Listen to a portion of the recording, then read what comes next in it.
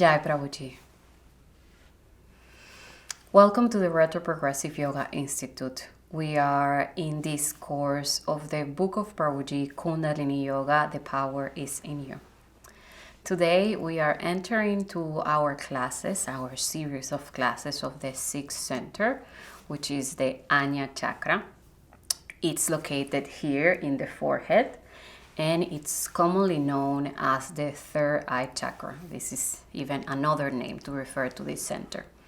This additional eye symbolizes various interpretations. It can be considered as the ability to see beyond what the physical eyes perceive. So it's representing this transcendental gaze or transcendental sight. The third eye is also used in the representation of Hindu deities like Shiva. There is also Kali. Maybe I can show you a few images of a stone that symbolizes Kali here in our beautiful forest. And in the case of Shiva, then this attribute, this third eye, symbolizes his omniscience and also the understanding beyond the evident. The eye that is located in the forehead is also related to spiritual awakening. So it's symbolizing enlightenment and an elevation of consciousness. So imagine that, like this awakening of the third eye, it's going to represent an awakening in other dimensions, things that we cannot see with our physical eyes.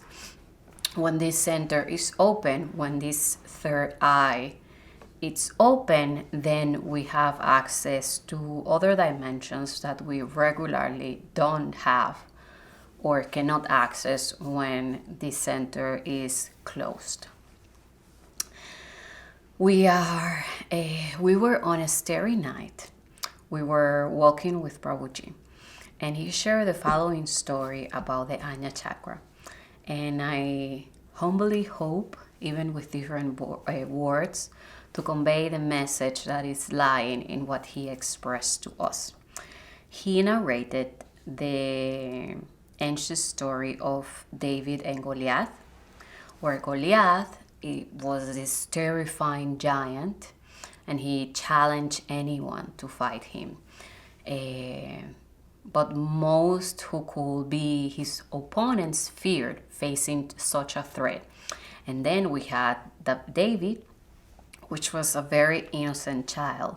And he had, even though everybody was afraid of this terrifying giant, he had enough confidence to confront him. Like when he knew about this challenge, he was ready to face the fearsome giant. And the story goes that David collected, I'm saying David because this is the way you say it in Spanish, but David collected different stones and he kept them in his bag. And then during the battle, he took one of these stones, a very tiny stone, and he placed it in his sling and he threw it to the giant. The stone landed exactly between Goliath's eyes, which is the Ajna location here. And it proved enough to bring down the giant. Like this was enough in order to win the battle. I remember that during this night that we were walking with Prabhuji, someone asked him, one of the disciples asked him, if the courage was the necessary in order to face this giant, which for me, this giant can represent the mind. So he responded that we only need that small stone. This is the only thing we need in order to confront this giant. And he also mentioned that it gives him the impression that this tremendous Goliath could represent our illusory fears, maya, our apprehensions, and then by striking there, the Ajna chakra, by confronting them in the mind, these fears can be defeated. And for me, this story reveals to some extent what this energy center is about. And the more we delve into it, into this class and into the center itself, we will understand more and find underlying meaning of this story. So for me, it was very interesting to continue reflecting on it, integrating everything that we have learned, like not to stay isolated into this center because of the story it's telling something about the Ajna chakra, but start integrating what we've learned from the previous chakras and what is the great power that is lying specifically in this one. And as Prabhuji said, by facing our fears in the mind, they can be overcome. I feel this speaks to the great power of the mind. And we find this verse in the Bhagavad Gita. It's the verse 6, chapter 6, that says, Bandhuratmanatmanastasya janatmaivatmanajitaha anatmanastu shatrutve bhartetratmaiva shatruvate. And this was in Sanskrit. The verse says that for one who has conquered the mind, it is the best of friends. But for one who has failed to do so, the mind will remain the greatest enemy. And even though there are many, many, many translations of the Gita, this word remain, it's very constant because it's telling us the mind is already our greatest enemy. This is our greatest enemy. And then for someone who fails to conquer it, it will remain an enemy. But for someone that conquer it, then it can be the best of friends. In the meantime, if you fail to conquer it, like it's telling us, this is our duty, like this is our own battle, right? You know that the Bhagavad Gita happens in a battlefield in this war of the Kurukshetra. So we have our own battle with our mind, and then if we conquer it, this the mind can become our best friends. But if we fail, then it's going to remain being our worst enemy. And while I'm saying it, you will understand more many different things that we've been sharing about the power of the mind, and also while we continue bringing and sharing about this center. So going back to the story of David and Goliath, then our mind represents this fearsome giant, and only by facing it we can overcome our fears. Although in the story of David and Goliath, we're speaking about two individuals that are in this world of names and forms, pay attention to how it can serve to symbolize this power that is residing in the mind. So we're not talking about a physical fight, but an internal one. And the confidence that David had was what allowed him to fight and defeat this terrifying creature. Without that inner strength, it would have been impossible to bring it down. As the saying goes, in his mind, it seemed like he already conquered him. He already defeated him. So the real battle, I feel that this story is telling us, it's in our mind, it's inside us.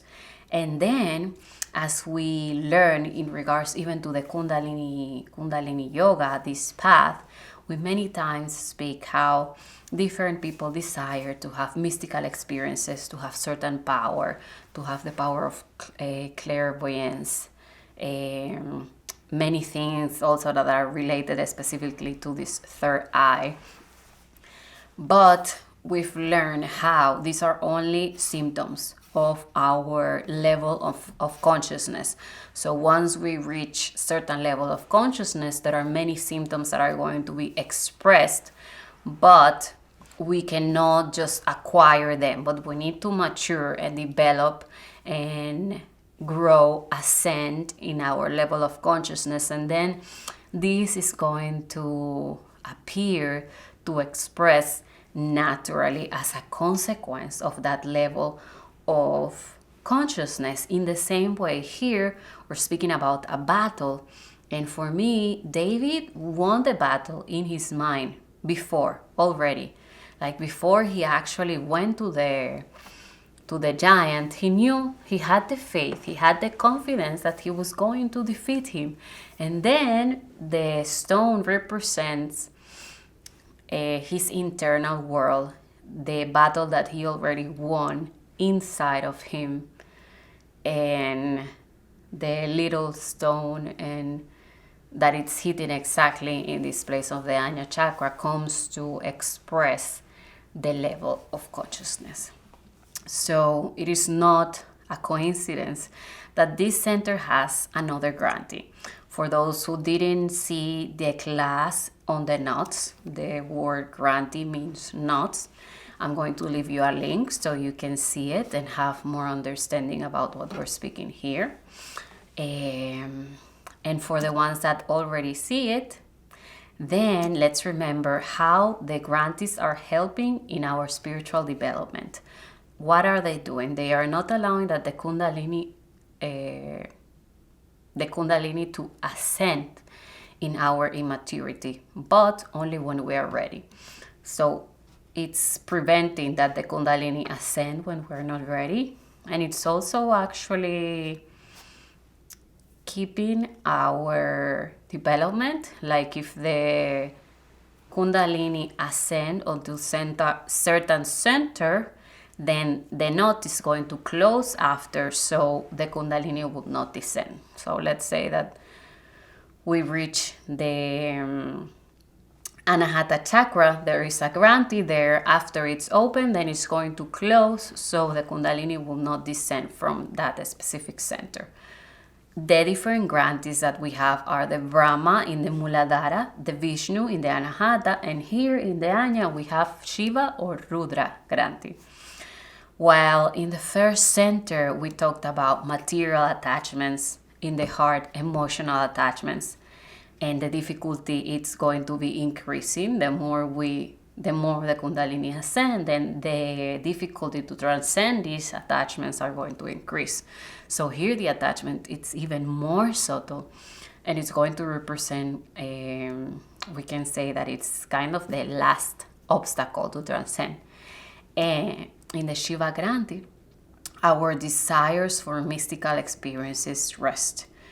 We already overcome the instinctive needs and the sentimental ones, and now we approach higher ones, which are representing this desire for enlightenment. And for many, this should not be considered as a hindrance. Like we can ask ourselves, why could this be even negative? I am desiring to have spiritual experiences, mystical experiences, enlightenment. This is, right, our biggest, our greatest aspiration. And in the section where it's treated, where we are sharing, where Prabhuji is sharing in regards to the grantees, and in many other instances, he's explaining us how the mistaken idea, and it's important that we put emphasis in the word mistaken, of considering ourselves separate entity, thinking of ourselves as an ego, it's exposing our ignorance. And as long as that illusory concept of separation exists, we cannot transcend this granting. And I would like us to read the exact words of Prabhuji, what he's saying in regards to this idea that lies and that is not allowing us to, that will not allow us to transcend this knot. One of the main obstacles to transcending this gulf is to perceive ourselves as something or someone with an existence independent of the whole. The main impediment is the mistaken conception of ourselves as personalities separate from totality. This idea, belief, or conception is what we are. Therefore, the search for external solutions only exposes our ignorance that we ourselves are the problem. As long as this idea of I is present, it is impossible to transcend the Shiva grantee. You see how we are connecting the dots? We were speaking about something in the mind earlier when we were sharing about the story. And now we go to explain why it's not a coincidence that this knot is in the center. And it's telling us that while we have this idea, it's something that resides in the mind. It's not something tangible, but there is a mistaken idea, a wrong belief, an illusory belief of what I think I am, and that is what is not going to allow us to transcend this center. As long as I see myself as something or someone separate from the whole, and we've mentioned it in different occasions during this course, then this is not going. First, it's just revealing, showing our ignorance about what we really are, and at the same time, this is allowing that the separation continues. It's not allowing us to transcend, in this case, the knot, the Shiva granting. So now I want to show you a few pictures of the yantra of this center, and in the meantime I want to read something that we find in regards to it. And it says, in the Ajna chakra, the experience of the fourth state or turiya occurs above the other three lower states, which are Jagrat, waking state, Svapana, dreaming, and Susupti, deep sleep.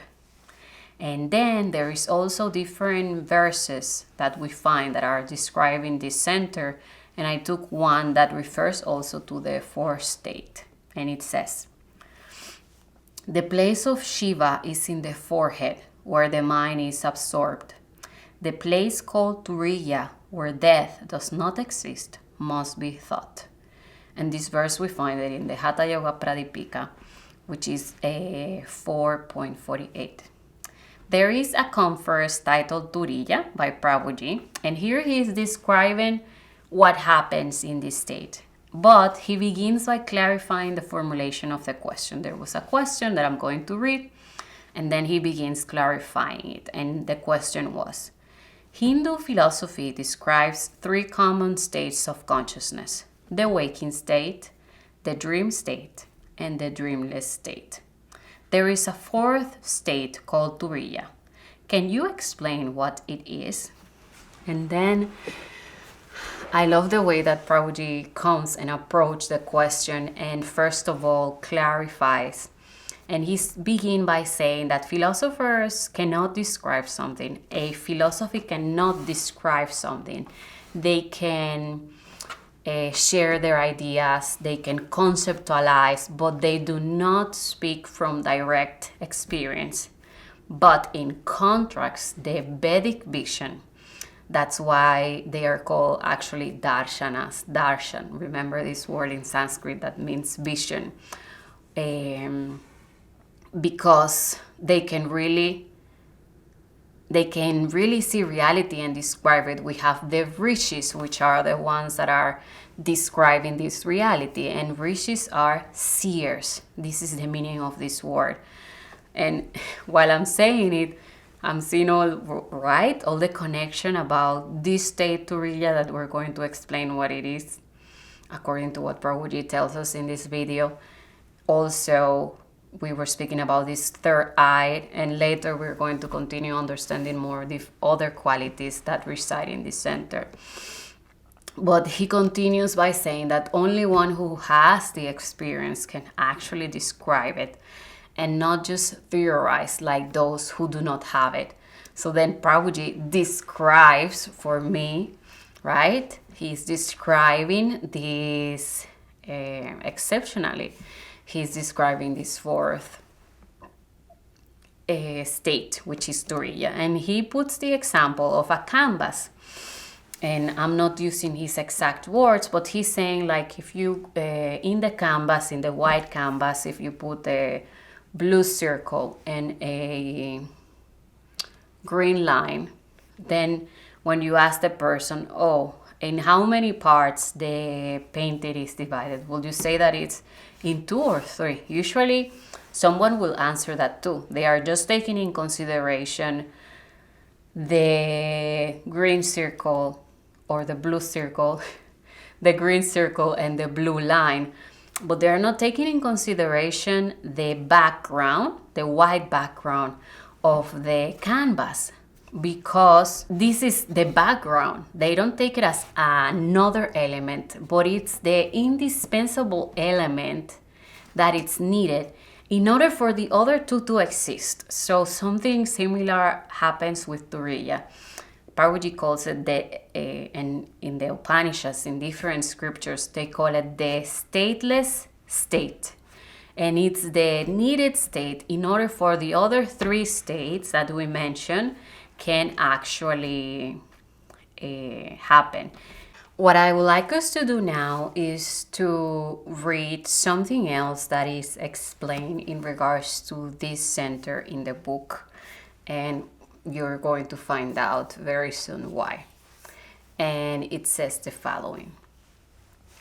Along with the opening of the Ajna chakra, observation sharpens considerably and intuition blossoms, putting an end to all mental, emotional, and spiritual short-sightedness. Along with the opening of the Ajna chakra, observation sharpens considerably and intuition blossoms. And as a consequence of that blossoming of the intuition, it's putting an end to mental, emotional, and spiritual short-sightedness. So we have here two attributes. First, it's observation, and the second, intuition. So we have an increase of observation. Again, we see the opening of another eye, so it makes sense that there is an increase in the observation. And besides that, there is a blossom. I like very much this word, blossom, flourish. There is a something else burning or growing, which is the intuition. And because of that, then it's putting an end to this short-sightedness that exists when this center is not open. The mental, the spiritual, and the emotional short-sightedness that exists when this center is closed, then by the blossoming of the intuition with the opening of the center and the increase of the observation, then puts an end to this short-sightedness. And what I would like us to do is to go a little bit deeper into this definition of intuition. Many of us already understand and know what is it, and when we search for different definitions of intuition, it's speaking about this sixth sense, or as we've been speaking, this third eye, like it's something extra, something additional. And it's also speaking about accessing certain information without reasoning, without the logical part of it. I know it, but I cannot bring you tangible proof that why I know that it is this way. It's very much used also in the relationship of a mother with their children, how she knows what they need or send something, or also when there are twins, this relationship, like they can feel like it's something extraordinary. And it really fits with this center when we're speaking about this awakening of a third eye. And what I would like us to do is to read from the book The Symbolic Turn by Prabhuji, a definition of intuition. And as usual, I like to bring the context, because at the beginning of what we're going to read, he's saying that contrary to interpreting intuition as a kind of rational faculty, we will define it, and I'm going to read how he's defining it. But it's because this is a chapter that is dedicated to define what is intuition. And then he's bringing the definition of intuition from many different Western philosophers. How do they see it? And then when he brings his definition, he's explaining why it's contrary to certain rational faculty, and also he's explaining how he's providing us access to different layers of the symbol. The name of the book is Symbolic Turn, and the book is explaining in an extraordinary way the place of the symbol in our life, the myth. It delves into different topics in regards to psychology, psychoanalysis, the different views in Western philosophy, with different Western philosophers in regards to the symbol and the myth, and how it's so part of our life and religion, and how the concept is separating and contracting, but the symbol is giving a polysemic meaning of the things. And I am reducing a lot what this book is about, but in a few words I try my best, and forgive me if for sure I'm sure this is not enough to convey what the book is about, but only because I'm bringing this paragraph, it's important for me to bring the context. And as usual, it's very recommended for you to get this book, The Symbolic Turn. So now I want us to read the definition that we find there in regards to intuition. And it says, contrary to interpreting intuition as a kind of rational faculty, we will define intuition as the immediate apprehension of the being of something, disregarding the mediation of reasoning. In this capacity for silent wisdom, intuition reveals itself as the privileged access to the multiple layers of meaning residing in the symbol, whose nature eludes the power of reason but is accessible to immediate apprehension that does not require concepts. In this sense, intuition becomes the indispensable resource in the process of unveiling the varied manifestations of the symbol and the tangled structure that characterizes it. And while I was reading this brilliant and for me very beautiful definition in regards to intuition, I thought it was important to explain or to bring my view in regards to a point, because I wouldn't like us to develop maybe like a negative view of the mind or the reasoning, these rational faculties that are mentioned here. And now and in many previous occasions we spoke about the mind and the intervention of the mind and the thoughts. And what I thought it's important to bring up is the fact that everything has a place. We are not now demonizing the mind and saying, let's forget about the mind, and the mind is something negative and that's the obstacle. For certain things, it represents an obstacle. And as we see here with the intuition, without this intervention of the reasoning, we can access other dimensions that the reasoning cannot. So there are other attributes or skills or capacities that are allowing us to access different dimensions or different layers of life that we are not able to access through the mind, through the reasoning, through logic. So it is important. We need it in order to live. The mind and the thoughts have a very important role in our lives. Memory, all these preconceived ideas that I many times mention have their own place, and they are helpful and even indispensable for certain processes that as human beings we need to go through.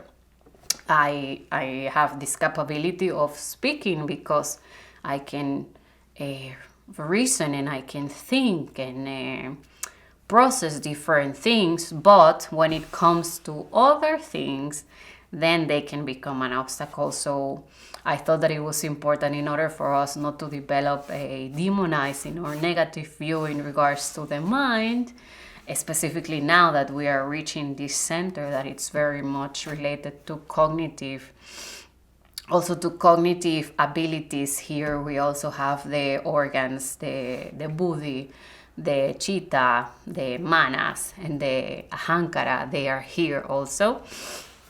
So now that we are delving even more into these cognitive processes and abilities, I thought it was important to share these thoughts and our view and how to relate to these different things that we're sharing. So going back to the intuition, as we see in this beautiful definition, it's giving us access to more, to other things that we cannot access through the reasoning itself. So there is no intervention of the reasoning, and then we can even reach deeper levels that we wouldn't be able only with the reasoning itself. Or, yeah, it will be impossible through the reasoning, but the intuition, it's giving us that opportunity to access to deeper meanings. And in the case of this paragraph, is speaking about the simple.